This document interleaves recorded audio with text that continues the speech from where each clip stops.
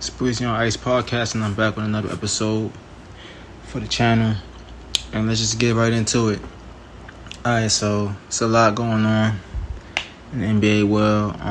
The first number one overall pick, he played a couple days ago. His first game wasn't his best game, but he had a bounce back game with 27 points, I believe, 12 rebounds, like 3 blocks.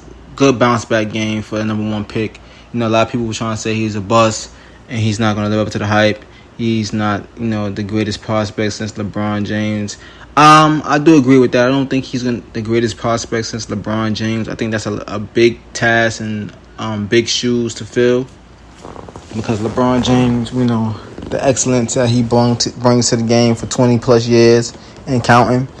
And it's hard for somebody like Victor Wembanyama, I think I said his name right, Wembanyama, I hope I said his name right, to live up to that kind of standards.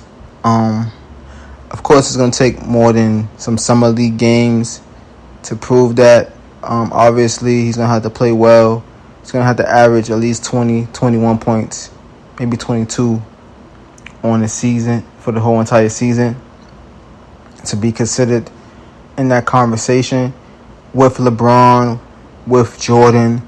I think they had the best rookie stats, and a couple of other guys that are legendary guys and Hall of Famers that had legendary runs. I believe Wilt Chamberlain is a part of that club, and a couple of other guys that I just can't name off the top of my head right now. But that's a very elite club to be a part of, and LeBron is a part of that elite club with Michael Jordan, as far as rookie having the highest rookie average.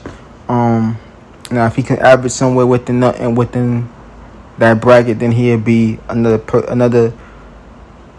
person added to that list, which he probably would, because San Antonio isn't the deepest team, and it's pretty much all him or bust probably this year coming, and he'll have a lot of opportunities and a lot of nights to score a bunch of points, and I'm sure he will score a bunch of points, because who's on that team really? They definitely in rebuild mode. But, Pop is a good coach, and I believe, a lot of people are going to be scouting and seeing how he plays. And if it's attractive enough to play with Victor, then you will have some players come there. But as of right now, I don't see San Antonio as that destination. It's going to take a lot of proving and seeing the direction of that team. The direction of that team is very important. Without direction, without the team going in the right direction, it's not going to be an attractive destination. So Pop got his hands full to see what talent can he attract there. People love the way Popovich coach. He's a great coach, legendary coach. A lot of players enjoy playing for Popovich. DeMar DeRozan played with Popovich in San Antonio, and he got the best out of DeMar DeRozan. He really did. He utilized DeMar DeRozan the way DeMar DeRozan was supposed to be utilized. He understood DeMar DeRozan's game. He understood that DeMar DeRozan is not a three-point shooter, not the best at all. That he's a great mid-range shooter. That DeMar DeRozan will play both ends of the floor for you. Mid-range and down is DeMar DeRozan's bread and butter. Probably one of the best mid-range scorers in the game right now, to this day. Besides Carmelo Anthony, I think Carmelo Anthony's mid-range game was flawless, especially Denver, Melo, and when Melo got to the Knicks, that Melo, his mid-range game was A1. Not a lot of players' mid-range game is to that capability. DeMar DeRozan is definitely in that conversation as far as the mid-range game. We know KD has a sweet jump shot from anywhere. KD is spot on. Steph is another guy who can just flat out shoot the basketball. Those guys are in another stratosphere who can just flat out shoot the basketball. And Carmelo was that kind of scorer where Carmelo played bully ball. I'm going to do a video separately about Carmelo Anthony. I think Melo deserves that kind of shout out, as far as his career. He never won a championship, but a great, great player. I mean, competitor. Play hard. Not so much on defense, but offensively, in his earlier years, was just a problem. Melo was one of those guys that you knew you had to, like, damn, this guy's coming to town, or we going to Denver. Oh, man, I got to be ready to go to war with Melo. And guys went to war with Melo. Kobe went to war with Melo. But, Kobe embraced things like that. And I think Melo embraced that competitiveness with Kobe. And that's how, they gained and each other's respect and became close through that, just playing hard and going at each other. What other way to get another man's respect and going at him and playing hard on the basketball court? A lot of players don't like players that talk shit. I believe Damian Lillard was saying something about, was it Dylan Brooks? He don't like somebody. I'm not sure if it's Dylan Brooks or not. But he's like, yo, the dude was just talking too much, Just talking. And that's how guys get lit up. Especially when you're not that kind of player on that type of level where you can really back that shit up when you talk shit to certain players. A guy like Damian Lillard is a guy you should not want to talk to. You should not want to ignite his fire, because he's a guy that's gonna make you pay on the court, and then after he's making you pay on the court, he's gonna talk shit to you. But ultimately, the silent assassin that's not saying much, and you talking to that person, and you just ignite that fire. Usually, the game is gonna do the talking. He's gonna hang 40, 50 on you. And shit like that. I can't remember if it was Dylan Brooks or somebody else, but he said he didn't like the dude because he talked too much, And that's the problem. The wrong guys are talking and can't back that shit up at all, man. But basketball is a beautiful sport because of that. Because you could take somebody to the next level by doing too much talking. He could be having an off game or a quiet game, and you start yapping your gums, and boom, there it is. But let's get into Damian Lillard while we speaking on Damian Lillard. The situation with him requesting a trade, which I felt like is long overdue. I think Damian Lillard should have got out of Portland a long time ago.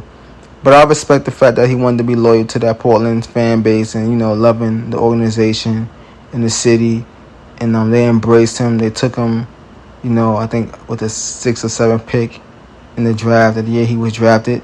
Another player that the Knicks missed out on, just like Steph Curry, the Knicks missed out on. But we're not going to get into that.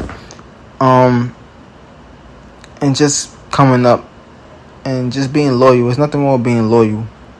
But it comes at a point in time where you had to be loyal to yourself and you had to put yourself in the best situation. And I think he realizes that now, that he wanted to put himself in a situation where he can win and be competitive, instead of just saying, okay, I got the money, which he got the money now, he got the bag, but it's more to the game of basketball now. I understand you don't want to chase rings and build super teams with people, but it's just going to a team with the right set of people and the right set of players. And Miami is the destination that he wants to go to. Not a bad choice, with Jimmy Butler and Bam, and whatever other pieces is going to still be there. Now, Vincent is not there. They lost Vincent to the Lakers. A couple of guys moved around and went to different teams that they had that were shooters and key players to that run that they had this year. So those pieces are not there. And you think about this, if Dame gets his way and go to Miami, you're going to be giving up Tyler Hero and some other things to go along to bring Damian Lillard to the Miami Heat.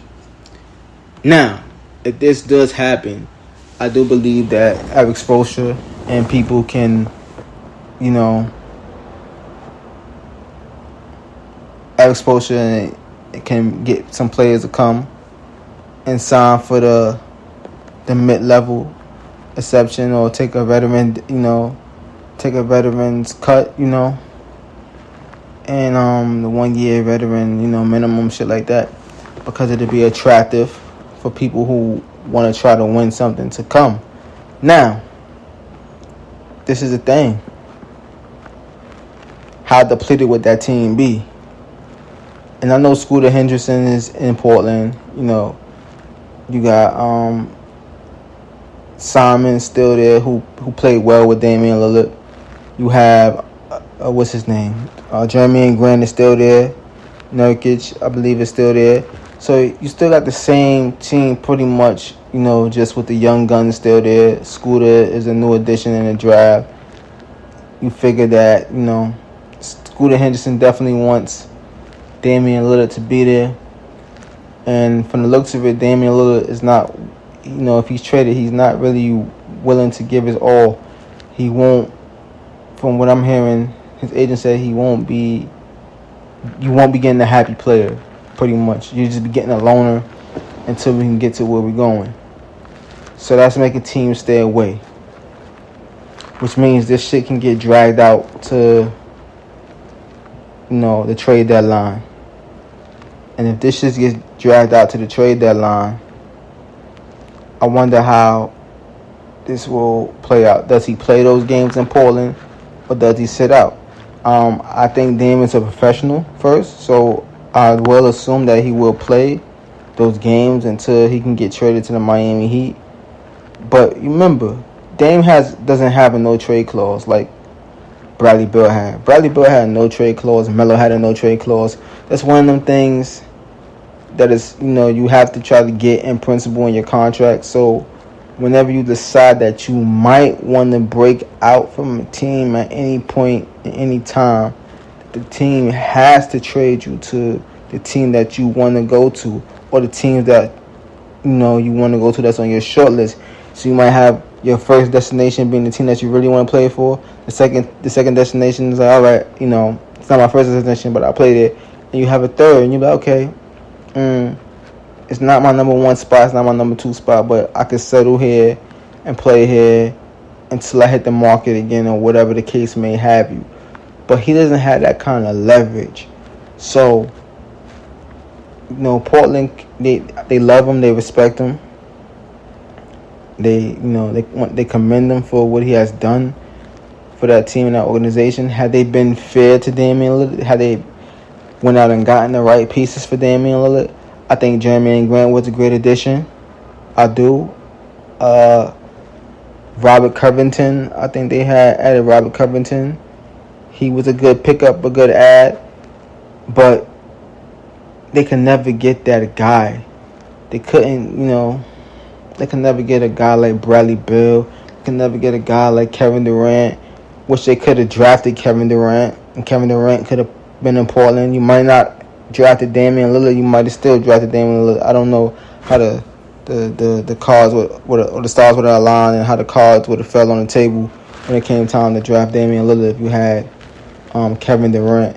But they had the opportunity to draft Kevin Durant, and instead they picked Greg Oden over Kevin Durant, and we see how that panned out on passing on Kevin Durant for Greg Oden. Greg Oden didn't even last in the league long enough. Greg Oden was out of the league by probably year 3 or 4, maybe 5. And Greg Oden had knowing knee issues. Greg Oden probably one of the biggest busts, to go number one. People talk about Kwame Brown and shit like that, but never get into that. But Greg Oden to me takes the cake. At least Kwame Brown was pretty decent in stretches at some point in his career, But Greg Oden never panned out to be what he was supposed to be. And Kevin Durant was the second guy on the board who should have been number one. Your organization probably could have won that championship by now. Who knows? But they never got the adequate help to pair with Damian Lillard. CJ McCollum was the best thing that Damian Lillard had. Now, mind you, I think if they gave that CJ McCollum and Damian Lillard tended another year or so, you figure with Simons and you know, and Jeremy Grant and stuff, and they might have found a way to really make something happen. But they kind of cut that short. I don't know I don't know if Jeremy Grant was. I don't think so, because they traded CJ to New Orleans. I'm not sure if it was a 3-team trade. If it was a 3-team trade, then a lot of moving parts played into that too. So not too sure about that part of the puzzle. But Damian Lillard gave him chances, and they gave him little scraps. So now that he wants out and this shit can drag on, I think it hurts. I think it hurts a lot. I wouldn't be surprised if Portland said fuck it and send Damian Lillard to the team with the best package coming back for Damian Lillard. I've had PG name being thrown out there as trade bait. I still think he's a pretty good piece, a valuable piece. I also think that DeMar DeRozan is a good piece, and the Knicks should try to get DeMar DeRozan. That's my opinion. I don't think it's a crazy thing. I don't think it's far-fetched to flip RJ Barrett for DeMar DeRozan, or flip Randall. Flip a coin and pick a guy to trade.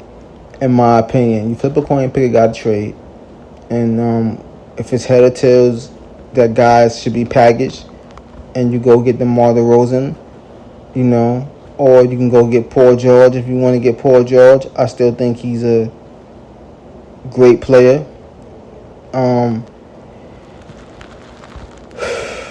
A huge upgrade from RJ Barrett. RJ Barrett hasn't really shown me much in his New York run, and I would hate for the Knicks to overpay RJ Barrett for just being an average player. You already overpaid Julius Randle, in my opinion, and he has good moments and stretches, but he fizzes out, and he always flames out. And now you need a spark. You need a spark plug. You need a boost now, because you got Jalen Brunson, who has brought a lot of excitement back to the Knicks. Got to the second round, so there's a lot of hope. So you figure that you need to add to that instead of declining, because now this year, if you don't get to the second round, or you don't get out of the second round, it's going to be a terrible season. So if you fuck around losing the first round or losing the second round this year and not make it to the third round, it's going to be a lot of backlash, and it's going to be like, wow, was that season last year a fluke or what? So in order to keep the train rolling and progressing with Jalen Brunson, just go out and get him the help that he needs, even if it's at the expense of trading RJ Barrett. If you want to keep Randall, that's fine, keep Randall, but you gotta move Barrett and get something in return for RJ Barrett, while he has the youth on his side and somewhat of hopes of his upside rising to the occasion. So you flip him while he's still young and still have some upside, and while GMs and people still believe that he can become something great. But you gotta do it now. You gotta go out there and see what's available. You gotta see who's on the market. Hell, if you don't get DeMar DeRozan, if Zach LaVine is available, you flip him for Zach LaVine.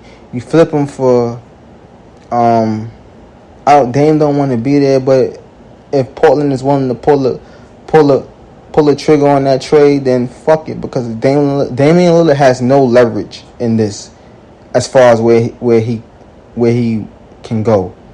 Yeah, he wants to be in Miami. Miami is his preferred destination. Doesn't mean they're going to trade him to his preferred destination. It's a fucking business at the end of the day.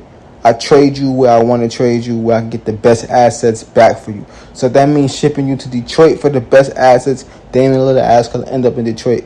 Detroit is giving up the best assets in return for Damian Lillard. Or anywhere else. It doesn't matter.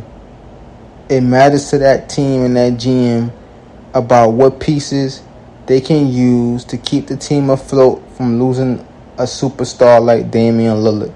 It's a business at the end of the day, and he has no leverage. None whatsoever. So when you're being this particular about where you want to go, and you letting it be known that, look, man, if I end up somewhere else, you're not gonna get a happy guy, and that's bad for business, man. You requested a trade. Yes, Damian Lillard deserves to go where he wants to go. Great player, love Damian Lillard to death.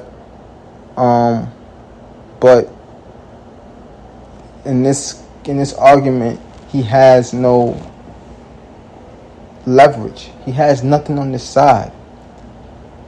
All he has is, I could sit out, I could do this, I could do that, and the team could go, okay, you could sit out, but we're gonna find your ass every number of games that you don't play. So it's a lot that plays into this. Sometimes you gotta say, fuck it, I can't get to my destination. My destination is Miami. I want to play with Jimmy Butler. But wherever I end up playing, I end up playing. It is what it is. Out of my control. It's something you have no control over at the end of the day. He has no control over it. And it's something that he should have been thought about and did a long time ago. I think he should have did it like 2-3 seasons ago. But he gave Portland chances.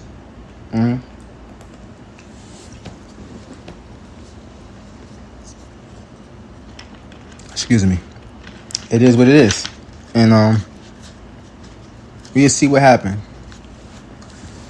Hopefully he ends up in Miami where he wants to go. But I don't see it happening right now. I think this trade will get done at the trade deadline, unfortunately. He's going to have to play in Portland. And who knows?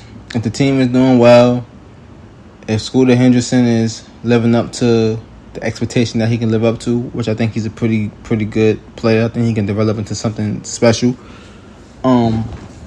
Might be one of those guys that when you look back at it, you might say, Spread Antonio might say, he should have been number one if everything with Victor doesn't plan out the way it's supposed to.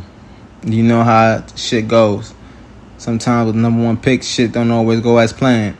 So we got to see if Victor lives up to all this hype that, that's been surrounding him since day one. But is he a bigger prospect than LeBron James? Absolutely not. That is a big, capital, bold letters no across the board. And like I said, will LeBron average as a rookie or Jordan average as a rookie? It's possible because, again, the way the team is constructed for him to be at his maximum peak great value. So let's see what happens. The ball is in his court. Everything is aligned for him to be the guy getting all the touches because there's really no guys there that really jump off the board to me in San Antonio. Pop is a great coach. So let's see what Pop got cooking. And let's just see what happened with that. Let's get into the fights this weekend coming up. Alicia Baumgartner will defend her undisputed crown in her hometown, Detroit. So it's a hometown thing for her. She's from Detroit. Just like the quote Carissa Shield is from. Carissa Shield had her homecoming and she dominated. So it's Alicia Baumgartner's turn. Having her homecoming. I believe she fought this young lady before already. She's just putting the titles on the line against her. Let's see what happens, man. I do believe she wins. I think she wins in, great fashion. Good fighter. She's a great fighter. I just worry about her. I think she has stamina issues a little bit. I think she gets gas fast. But always in phenomenal shape. Always, looking lovely, beautiful, gorgeous woman. She has my vote, and yeah, man, I think she dominates and wins. She just gotta check her gas tank, man. And I think at times when she get tired, she allows herself to get hit more than she might need to. Other than that, she's a good fighter. Bright future, undisputed. I think she can be undisputed in multiple weight classes. Has the power. And we shall see. We should definitely see. But I think she gets better with time. Definitely a gym rat. Trains hard. Yeah, her future is bright. And Claressa Shields wants to run it back with Marshall. Marshall's undisputed now after beating Crenshaw Cruz. So we should see if Marshall's going to run it back. But we know Marshall's on the no-fly list. So, Claressa wants to do it in Detroit. Or in this, she wants to do it in Detroit. She wants to bring her ass to Detroit this time. As she should. She already went over there across the pond and beat her. And beat her thoroughly. Whooped Savannah Marshall ass every round. As you would say, from pillar to post. I think she do the same thing again. And I think if she sits down on her punches, she may stop Marshall this time. But we'll see, man. We'll see. But Claressa might have to go back across the pond to make that fight happen.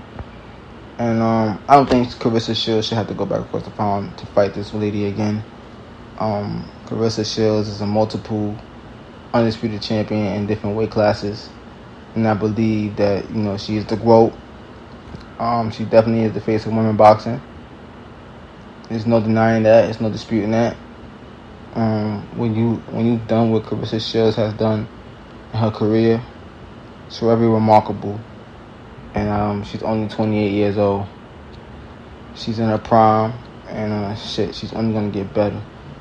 But she's a big fish in a small pond, meaning that there's not a lot of competition for her in women's boxing, which is the sad part. And I believe that, Alicia Baumgartner is going to start to run into the same thing too as she continues to progress, and, move up into other weight classes. And I think Amanda Serrano gets overlooked too. Amanda Serrano is also a champion in multiple weight classes herself. Amanda Serrano has been around the game for a long time. Amanda Serrano has a lot of power too. Amanda Serrano is definitely going to be in the Hall of Fame when she retires too. Yeah, Amanda Serrano is definitely the truth. I got to give her flowers too. Got a lot of sisters that's real solid in their craft. It's just that women's boxing isn't deep, but they mix it up better than the guys, because it was no problem for Alicia Baumgartner to jump in the ring with Michaela Myers and make things happen, and then fight the next champion, fight the next, whoever had a belt. It's like, all right, let's do it. Same thing with Claressa Shields. The women get busy, man. It's no There's no ducking and dodging and you across the street and you over there with this promotion and we can't work together and all that other shit. With women's boxing, they get down to the business. You want to fight me, I want to fight you. Let's make it happen. You got the hardware I want. I got the hardware you want. Let's put this shit on the line and make the best woman win. And that's the thing about women's boxing that is making it more superior than men's boxing. Now shit is shaking and moving with the men a little bit because now we got Bud and Spence coming up on the 29th. You got Inoue and Cool Hand Steph fighting. I hope Cool Hand Steph beats the shit out of Inoue. We have just a lot, man. It's coming along, man. It's coming along good, man. Yeah, Usyk is defending his titles against the boys in August, I believe. Joshua is running it back with Dillian White. He sparked him earlier. I think he sparked Dillian earlier in this fight, man. I don't even know why we seeing this shit again, but whatever. And once that happened, we have Joshua and Wilder in December, I believe. They say it's a done deal for December. I know Wilder is trying to stay busy also. So hopefully him and Andy Ruiz gets busy and that fight gets done. Yeah, man, you know, it's getting down to business with the boxing, man. It's moving in the right direction. The best are fighting the best. Trying to see what Haney's gonna do next. I don't know how I feel about Shakur Stevenson wanting 50-50 with Devin Haney. And here's my take with this, right? Devin Haney is undisputed champion, right? The youngest undisputed champion. Gotta put some respect on his name. Shakur Stevenson is a great fighter. Good fighter. A lot of skills. You know, very crafty. Gets busy. Right? But the only thing Shakur Stevenson is bringing to this fight, if this fight happens, is his name. Right? A 50-50 split with the undisputed champion is bullshit. And here's why it's bullshit. Because Devin Haney worked his ass off and put himself in position to get all those belts. He took less money to go to Australia and fight Kambosos twice. Conquered that. And despite what anybody thinks or feel about the Lomachenko fight and that Loma won and whatever, we all know the rules to the game, right? When it comes to this. Devin Haney edged him. That's the way I see the fight. Devin Haney edged him. Good fight. You know, a lot of rounds could go either way. Like I said, one judge gave him the 10th round. One judge gave him 10 and 11. Two judges gave him whatever. One judge didn't give him the 10th round, whatever may have you. All right, it's all over with. It's in the history books, right? Now, whatever you feel, he won the fight. So, Shakur wanting 50-50, don't feel it. He doesn't have a belt. It's like, what are you offering me? If I'm Devin Haney, what are you offering me? You offering me nothing but you bring in nothing but your name. I have all the hardware. I have everything to lose in this fight. And you have everything to gain. So, let's do 60-40. Because you are a good fighter. You bring in your name, you bring in your status, you bring your reputation. You get busy. 60-40. But 50-50, no. 50-50 split? No. You don't have a belt, man. You won't have nothing that I can take up off of you. Only thing that I could take off of you is your name to my resume. If I win, your name to my resume. If I lose. That's it. So, I don't agree with that 50-50 shit. I do say the 25-70 split was crazy. You know, he does bring value to the table, but not 50-50. No way. That's no bueno. 50-50, no. No, Poppy. Doing too much.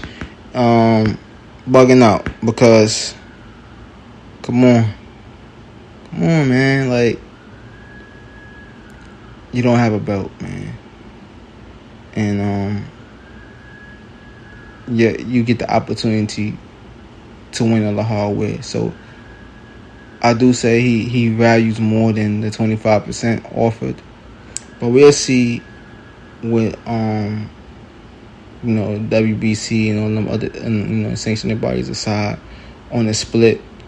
But they can offer him a lower split, or they can offer him a little bit more than 25%. But I think 60-40 is fair. Even if he gets 35 or whatever, they bring up the 35% of the pie. That should be good, because Devin is trying to fight Regis Prograis at 140. And if that happens, I think Sando Martinez or whatever his name is, the guy who gave Teofimo Lopez a little hell, will have to wait because he was Regis Prograis' mandatory. So, being that Devin Haney activated his shit to fight Regis Prograis, and now Shakur Stevenson activated his shit to fight Devin Haney almost 2 months later, which is crazy because Devin was like, yo, he should have been activated this shit. But we'll see how this shit play out, man. Shit is very interesting. Oh, and in end of September, we have Jamel Charlo and Canelo fighting. So, we'll see what happens, man. See what happens. And hopefully Jamal Charlo and Andrade gets it on, and fight. That'll be a good fight to see. Can't wait to see Jamal back in the ring, man. So, hopefully his mind is right. He's ready. His family shit is, laid away, and he, got that everything settled with that. And hopefully he can get back to what he loves doing.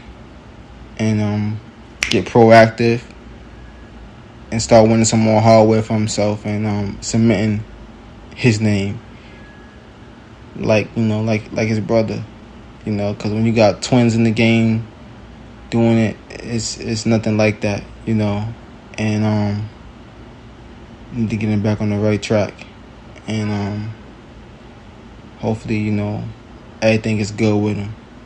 That's all I got for now. Peace and love as always. Breezy out.